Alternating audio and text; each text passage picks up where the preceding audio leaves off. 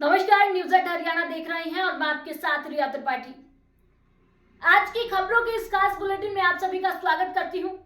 तो चलिए रुक कर लेते हैं रोहतक के आज के दिन भर की हर छोटी बड़ी खबरों का। देखिए मेरे साथ क्या है रोहतक में खास हेडलाइन के साथ।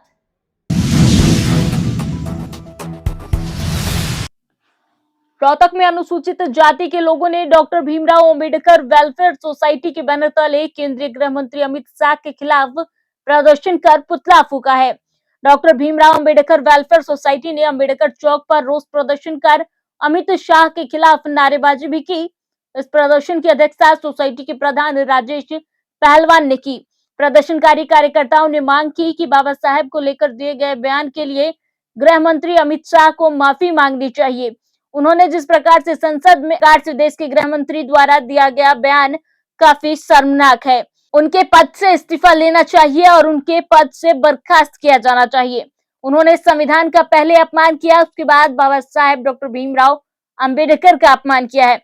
उन्होंने कहा कि हम सब लोगों के लिए डॉक्टर भीमराव अंबेडकर भगवान है, क्योंकि हमने भगवान को नहीं देखा है। आप लोगों ने भी सुना होगा, मैंने भी टीवी पर देखा था, मैं सुन रहा था लाइव।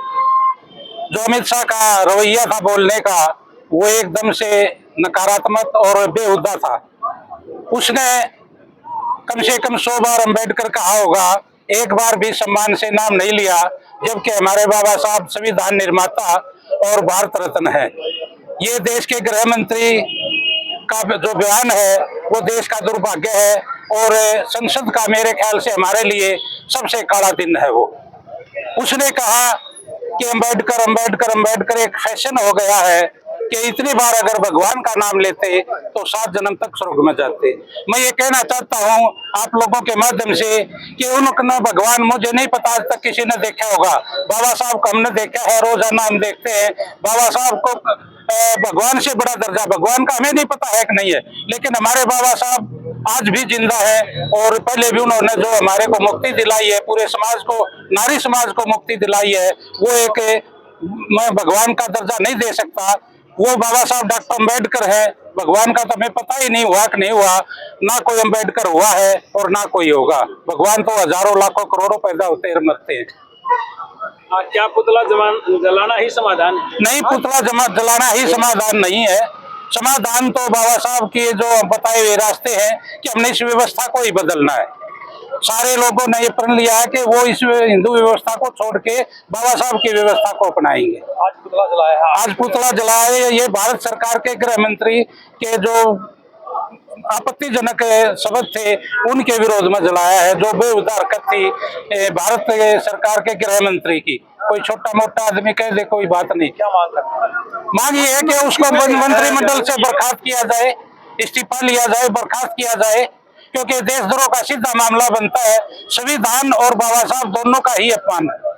पहले देश के संविधान का अपमान है, उसके बाद बाबा साहब का अपमान है और सीधा देशद्रोह का मामला बनता है। अब उन्हीं की सरकार है, वो क्यों लगाएंगे? हमारी मांग है 24 तारीख को ये पुल उठाई जाएगी। आगे चलता रहेगा, पूरे देश में चल रहा है और ये मुहिम जो बाबा साहब ने का अंतिम संदेश था, हमने उसको अपना पहला संदेश माना है। भारत को बोधमय बनाने का, बाबा साहब की बातों को फॉलो करने का ये हमारा आंदोलन चला हुआ है। दिल्ली में 25 दिसंबर को देश के 7वें राष्ट्रपति स्वर्गीय सरदार ज्ञानी जैल सिंह की बरसी को लेकर आज रोहतक में उनके पोते इंद्रजीत बब्बू विश्वकर्मा धर्मशाला में निमंत्रण देने पहुंचे। रोहतक पहुंचने पर ओबीसी वर्ग के लोगों ने इंद्रजीत बब्बू का फूल मालाओं से स्वागत किया। इस दौरान मीडिया से बातचीत करते हुए उन्होंने कहा कि इस 25 दिसंबर को बरसी दिल्ली में मनाई जाएगी और उनकी बरसी को लेकर भगवान विश्वकर्मा के 5 पुत्र के लोगों को निमंत्रण देने आया हूं। यानी जैल सिंह ने ओबीसी समाज को एकजुट और उनके विकास के बारे में हमेशा सोचा है। साथ ही उन्होंने किसानों के एमएसपी की मांग को लेकर चल रहे धरने को भी लेकर प्रतिक्रिया दी है। उन्होंने कहा कि सरकार ने जो किसानों से वादा किया था, केंद्र सरकार किसानों की एमएसपी गारंटी कानून बनाने का, उस मांग को पूरा करे। डलेवाल की तबीयत खराब होने के सवाल पर उन्होंने कहा कि क्योंकि सिर्फ वे इतने दिन से पानी पीकर अनशन कर रहे हैं, उनकी उम्र भी ज्यादा है, दवाइयों ने भी काम करना छोड़ दिया है। किसानों ने अब ठान लिया है कि उनकी शहादत के बाद दूसरा लाइन में है, शहादत देने को वो तैयार है। किसानों का कहना है कि अब वह पीछे नहीं हटेंगे।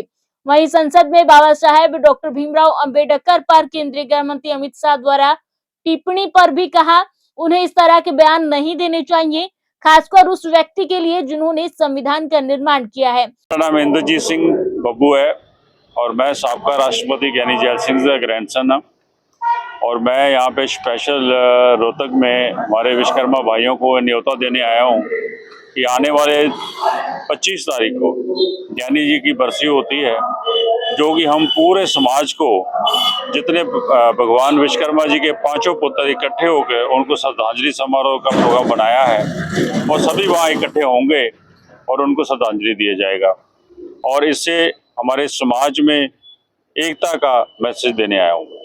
तो उन्होंने जो कानून बनाए थे वो वापस मोदी जी ने ले लिए थे।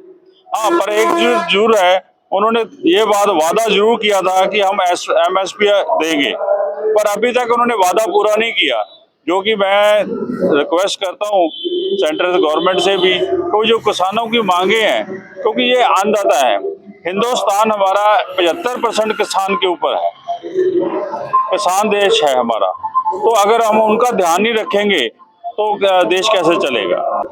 देखिए तबीयत, एक तो एज फैक्टर भी है उनका, तो वाकई इस उम्र में अगर, क्योंकि आदमी देखो 40-50 साल के बाद दवाइयों पे आ जाता है, अब वो खाना भी नहीं खा रहे, सिर्फ पानी के सहारे या मेडिसिन भी असर नहीं कर रही, वो कुर्बानी देने के तैयार है। और मैं एक चीज़ और बताना चाहता हूँ कि डलेवाल जी नहीं, उनके पीछे और भी लाइन लगी है, वो कहते हैं एक जाएगा तो दूसरा आएगा। अब ये ठान लिया है इन्होंने कि जब तक मांगे पूरी नहीं जाए ये कड़ी टूटेगी नहीं। दूसरी तरफ अगर बात करें संसद में भी जो है टिप्पणी की है अमित शाह ने, इसको लेकर क्या कहेंगे? देखिए अमित शाह जी को इस तरीके से एक उस आदमी के बारे में नहीं बोलना चाहिए जिस आदमी ने ये संविधान लिखा हो और जिस पे हमारा हिंदुस्तान चल रहा है। अगर वो संविधान ना होता, आज हिंदुस्तान ना होता, तो उस बंदे के बारे में ऐसे टिप्पणी करनी बाबा साहब के बारे में, ये थोड़ी सी गलत है। ये थोड़ा सा बच के चलना चाहिए उनको, मेरी तो यही। समाज ने जो है माफी मांगने की बात की है, कार्रवाई करने की है, कोई सरकार देखो माफी तो मांगनी चाहिए, अगर गलती हुई है तो माफी मांगने में कोई हर नहीं, कोई बड़ा छोटा नहीं हो जाता। अमित शाह जी को माफी मांगनी चाहिए। उन्होंने आपको बताया 25 दिसंबर को उनकी हर साल बरसी मनाई जाती है राजघाट पे। अब की बार हमने जो ना एक पे प्रण लिया था कि भाई पूरे देश के विश्वकर्मा समाज के 5 भाइयों को इकट्ठे करके राजघाट में बड़े धूमधाम से उनकी पुण्यतिथि मनाया जाए और एक छोटा सा सम्मेलन किया जाए। तो इसी बारे में हम हरियाणा में सोनीपत में भी मीटिंग करके आए थे, आज रोहतक में भी विश्वकर्मा समाज की मीटिंग कर रहे हैं। सभी विश्वकर्मा भाइयों से अनुरोध करने के लिए हम यहाँ पर पहुँचे हैं इंद्रजीत भाई के साथ कि भाई ज़्यादा से ज़्यादा संख्या में 25 दिसंबर को सुबह 11 बजे ज्ञानी जैल सिंह जी की समाधि पर राजघाट पहुँच करके उनको श्रद्धांजलि अर्पित दें और अपने समाज के उत्थान हेतु अपने समाज के विचार रखे, अपने भाइयों को इसके बारे में सुझाव दे। और बस मैं तो यही प्रार्थना करने के लिए आप लोगों के बीच में शामिल होंगे मुख्य रूप से वहाँ पर? मुख्य रूप से तो हमारे विश्वकर्मा समाज के लोग ही होंगे। हमने बड़े नेता को किसी को नहीं बोला, ना किसी भी पार्टी का ये प्रोग्राम नहीं है, खास करके जो ना ये विश्वकर्मा समाज का प्रोग्राम है।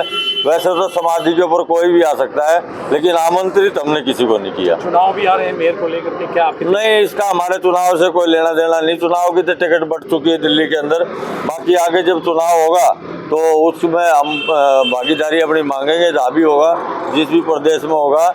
ये अब आंदोलन हम ज्ञानी जी की समाधि से हम शुरू कर रहे हैं और पूरा देशव्यापी आंदोलन हमारा, हमने इंद्रजीत भाई से बात करी है। हमारा आंदोलन अब जब तक नहीं रुकेगा जब तक हमारी भागीदारी हमारे समाज को नहीं मिल जाएगी।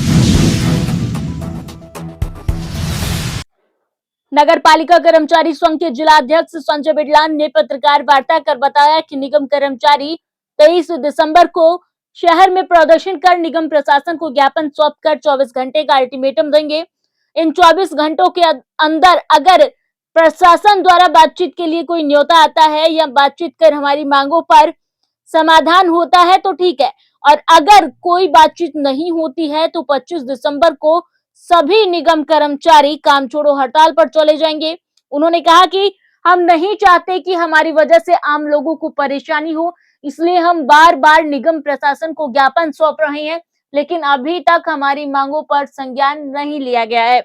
इसके अलावा आज वर्तमान में नगर निगम प्रशासन जो है वो राजनीतिक दबाव में चल रहा है। नगर निगम में कार्यरत सफाई कर्मचारियों को राजनीतिक दबाव होने के कारण इधर उधर बदलने के बाद तंग किया जा रहा है, जो कि सीधा सीधा कर्मचारियों को दबाने का प्रयास है। क्योंकि नगर पालिका कर्मचारी संघ हरियाणा के 3 वर्ष बाद इकाई चुनाव है, उसमें कुछ व्यक्ति कर्मचारियों पर प्रेशर बनाने के लिए राजनीतिक दबाव डलवाते हैं नगर निगम के अधिकारियों पर, और नगर निगम के अधिकारी उनका तबादला करके उनको तंग करने का काम करते हैं। इसके विरोध स्वरूप कल जो हमने बैठक बुलाई गई थी उसमें यही निर्णय लिया गया है कि सोमवार को 23 तारीख को इकाई रोहतक की तरफ से एक नोटिस सौंपा जाएगा नगर निगम प्रशासन को, जिसमें 24 घंटे का अल्टीमेटम दिया जाएगा कि कर्मचारी की जो भी समस्या आ रही है उनको विचार विमर्श करके बैठ के निपटाया जाए। अगर प्रशासन ने इस दौरान भी हमारे कर्मचारी की मांगों को पूरा नहीं किया या संघ के साथ कोई वार्ता नहीं की, तो बुधवार को नगर पालिका कर्मचारी संघ हरियाणा इकाई के बैनर तले सभी कर्मचारी कर्मिक भूख हड़ताल काम छोड़ो हड़ताल पर चले जाएंगे। क्योंकि इससे पहले हमने कई बार मांग पत्र सौंपा है, संघ नहीं चाहता कि हमारे किसी बड़े कठोर कदम से आम नागरिकों को परेशानी हो। भाजपा प्रदेश अध्यक्ष मोहनलाल बडोली के नेतृत्व में हरियाणा में भाजपा का साधारण सदस्य के साथ साथ सक्रिय सदस्य बनाने का अभियान सफलतापूर्वक आगे बढ़ रहा है। रविवार को भाजपा के रोहतक जिला अध्यक्ष रणवीर ढाका ने भाजपा के वरिष्ठ नेता एवं पार्टी संस्थापक सदस्य प्रदीप जैन को सक्रिय सदस्य बनाकर उनका स्वागत और अभिनंदन किया। आपको बता दें, उनको पगड़ी पहनाकर और मुंह मीठा कराकर उनका स्वागत किया गया है। इस दौरान तमाम भाजपा के नेता वहां मौजूद रहे। भाजपा प्रदेश सह मीडिया प्रभारी शमशेर सिंह खरक ने बताया कि भाजपा प्रदेश अध्यक्ष पंडित मोहनलाल बडोली के दिशा निर्देशानुसार सक्रिय सदस्य बनाने का अभियान तेजी से चल रहा है। इसी कड़ी में आज जिला अध्यक्ष रणवीर ढाका ने प्रदीप जैन को सक्रिय सदस्य बनाकर उनका सम्मान किया।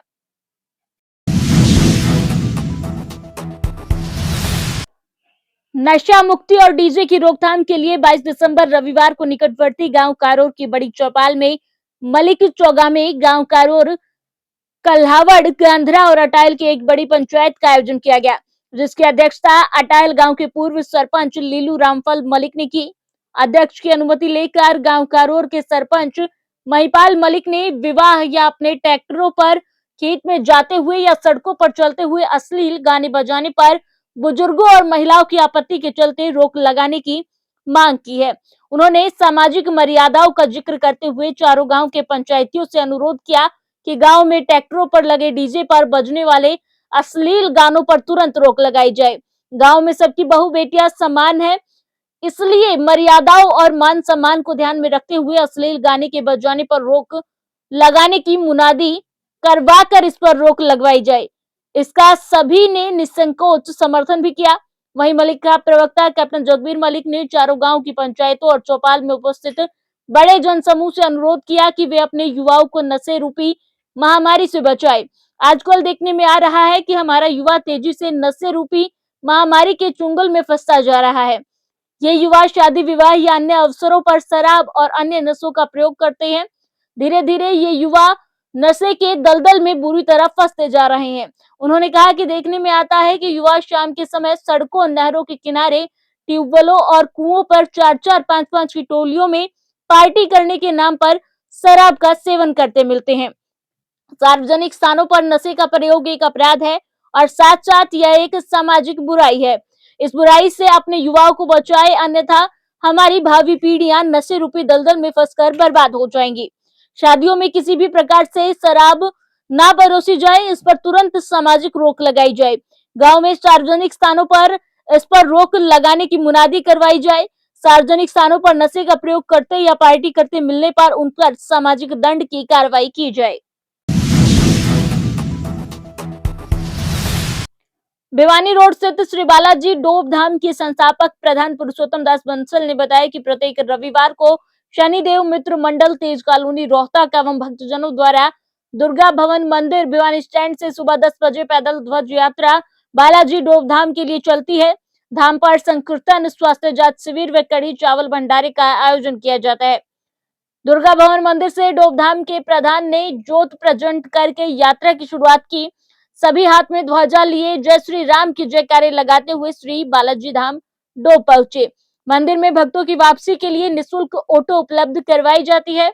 साथ ही प्रत्येक रविवार को निःशुल्क स्वास्थ्य जांच शिविर लगाया जाता है, जिसमें आंख जांच, दांत की जांच, फिजियोथेरेपिस्ट, मेडिसिन और देसी वैद्य द्वारा इलाज किया जाता है, जिसमें सभी प्रकार की दवाइयां और चश्मे निःशुल्क दिए जाते हैं। डॉक्टर कमल कयात बीपीटी आयुर्वेद न्यूरोथेरेपिस्ट और डॉक्टर विकास कयात नेचुरल थेरेपिस्ट द्वारा मरीजों का इलाज किया जाता है। श्री बालाजी का सुंदर संकीर्तन हुआ।